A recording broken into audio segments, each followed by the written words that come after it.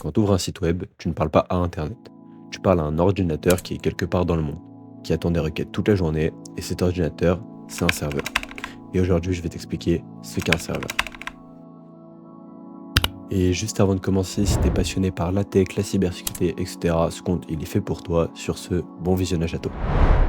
Donc en gros, un serveur, c'est simplement un ordinateur, mais contrairement au tien, il est allumé en permanence et connecté à tout Internet.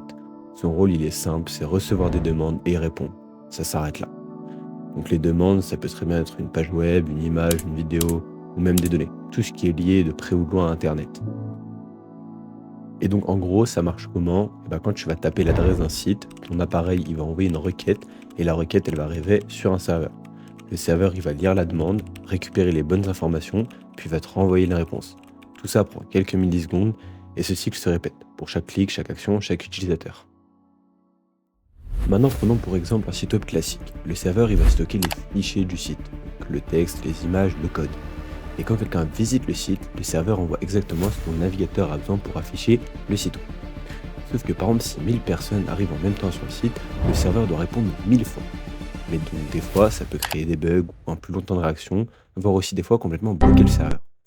Et aussi, c'est comme ça que sont fait les attaques par DDoS. En gros, les personnes malhonnêtes envoient plein de requêtes à un serveur pour réussir à le bloquer. Mais ça, on en reparlera dans une autre vidéo.